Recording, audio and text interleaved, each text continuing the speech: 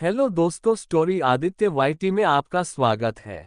The devil's wife part 3 chapter 21 सगाई।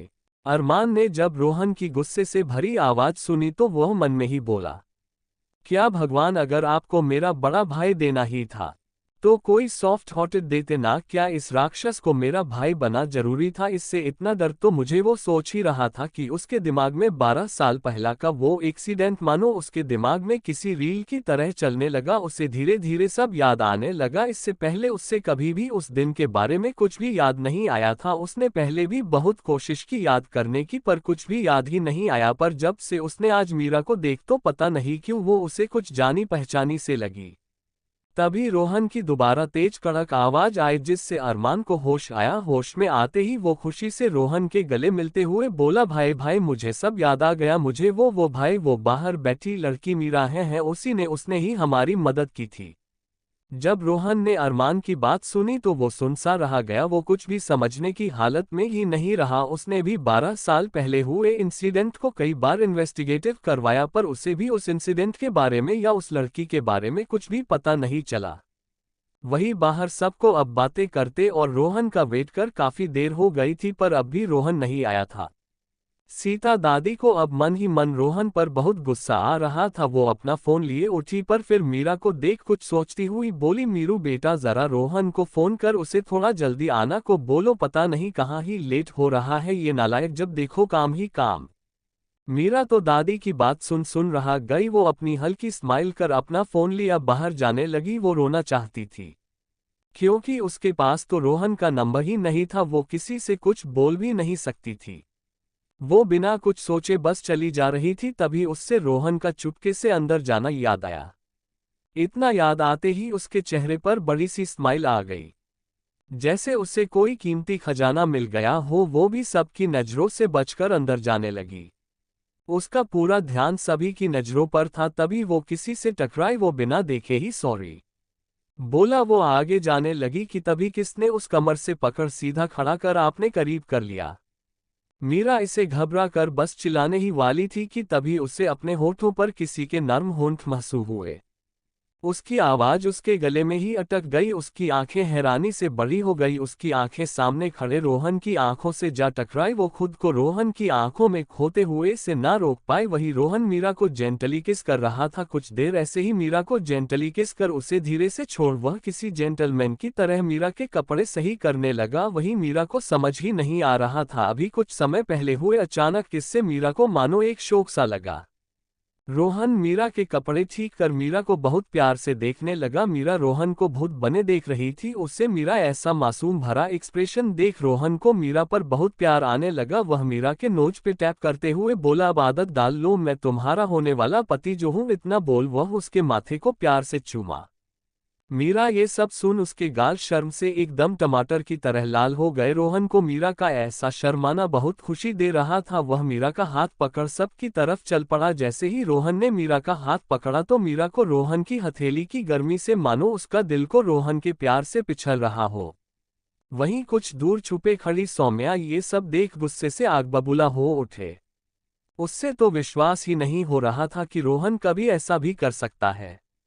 वह पहले भी 2 बार रोहन से मिल चुकी थी, पर उन 2 मुलाकात में भी रोहन में उसे सीधा मुंह बात तक नहीं की। बात करना तो दूर की बात, उसने तो कभी उसे इसे तरह प्यार से भी नहीं देख। जब भी वो उससे मिली, उसे बात करने की कोशिश की, वह हमेशा उसे अपनी गुस्से से भरी आंखों से देख। तब वह एकदम शैतान का रूप लगता था, पर यह वो मीरा को बहुत प्यार से देख रहा था। उसको क्या पता था कि रोहन जब किसी से प्यार करेगा तो कितना टूटकर प्यार करेगा। अब उसको मीरा पर भी बहुत गुस्सा आ रहा था। वह बस चाहती थी कि किसी भी तरह मीरा रोहन की लाइफ से दूर हो जाए और वह मीरा की जगह रोहन की लाइफ में चली जाए। वह प्यार जो रोहन अभी मीरा को कर रहा था वह सब सौम्या अपना लिए चाहती थी। वह अपनी मुट्ठी गुस्से से को बंद कर नीचे सबकी तरफ आ गई। उसके दिमाग में कुछ खुराफात चल रही थी। जब सब ने देखा रोहन मीरा का हाथ पकड़ कर आ रहा है तो सबसे ज्यादा खुशी सीता दादी को हुई। वहीं सरिता दादी की तो आंखें ही चढ़ गई। वो उन दोनों को घूर कर देखने लगी। वही रोहन ने सबके सामने आते ही बोला, दादी माँ, मुझे कुछ अनाउंस करना है। दादी माँ ने बोली, हाँ बोलो। रोहन मीरा का हाथ पकड़े बोला, मैं मीरा से 2 दिन बाद माही के बर्थडे के दिन ही सगाई करना चाहता हूँ। Chapter 22 engagement ring. सब रोहन की बात सुन काफी हैरान थे। वही सरिता जी को तो रोहन की बात सुन सदमा सा लगा। वो तो अब तक ये सोचे बैठी थी कि रोहन मीरा के साथ टाइम पास के लिए है, जब उसका मीरा से मन भर जाएगा तो वह मीरा को छोड़ देगा, पर अब तो बात सगाई तक पहुंच गई थी। और वही सौम्या जो रोहन और मीरा के पीछे आ ही रही थी, रोहन की बात सुन मानो उसके खून जमसा गया हो। वो पीछे से ही दोनों को अपनी गुस्से से भरी नम आंखों से देख रही थी। सीता दादी रोहन की बात सुन बहुत ज्यादा ही खुश थी, मानो रोहन ने उनकी ही मन की बात बोली हो। वह बिना किसके परवाह किए बोली, जी बिल्कुल, आप जैसा चाहो बेटा जी, हम बिल्कुल वैसा ही करेंगे। रुद्र जी घूर कर रोहन को देख रहे था, उनकी आंखों में नाराजगी साफ दिखाई दे रही थी। उन्हें अब रोहन से पहली मुलाकात हुई बातें याद आने लगी, जब रोहन ने कहा था अभी तो मुलाकात हुई है, अभी तो जानना बाकी है। तब उन्हें रोहन की बातें समझ नहीं आया था, पर अब वह अच्छे से समझ रहे थे कि रोहन उनसे क्या कहना चाह रहा था।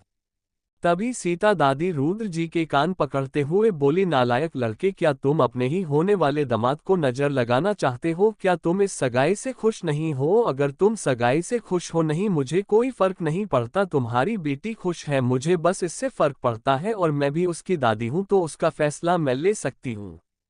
रुद्र जी अपना कान छड़ाते हुए बोले, क्या माँ आप भी हमेशा मेरी ही टांग खींचते हैं? मुझे इस रिश्ते से क्या कोई दिक्कत होगी? मुझे कोई दिक्कत नहीं है, पर मैं खुश भी नहीं हूँ, इतना ही बस। पर अगर मेरी बेटी खुश है तो मैं भी खुश हूँ, मुझे कोई एतराज नहीं। अगर ये दोनों कल भी सगाई करते हैं तो भी मैं खुशी खुशी इनकी सगाई करूँगा।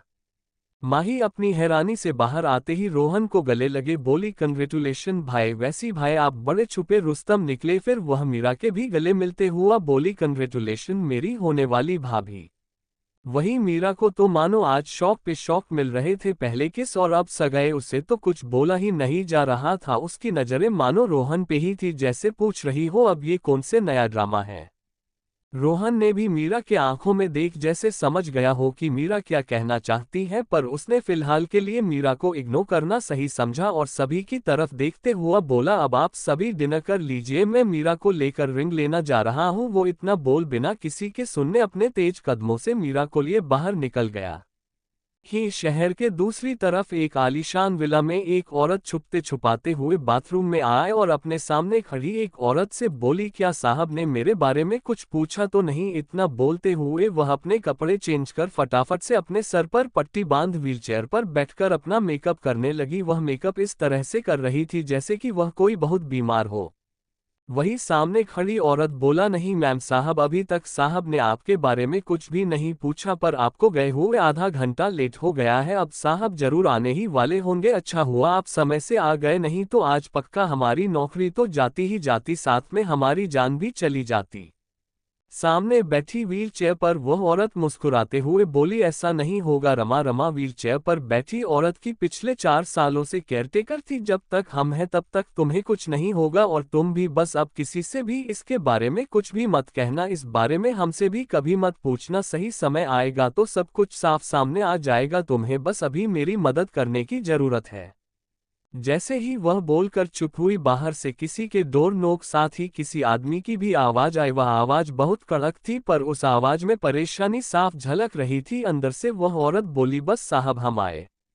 वह औरत कुछ ही देर में गेट खोल अपनी व्हील चेयर पर दोनों हाथ रखे, जो चेहरा अभी तक खिल हुआ ताजगी से भरा लग रहा था, अब वह चेहरा हल्के से मुरझाए, पर उस चेहरे पर भी हल्की सी स्माइल थी, जिससे वह सामने खड़े उस आदमी को सुकून देने के लिए काफी था। वह आदमी उस औरत की स्माइल देख बोला, आपको कितना समय लगता है, आपने तो हमें डरा ही दिया था। वह आदमी उसके चेहरे को छूते हुए बोला, चलिए अब आप जल्दी से चलकर ब्रेकफास्ट कर अपनी दवाइयाँ ले लीजिए।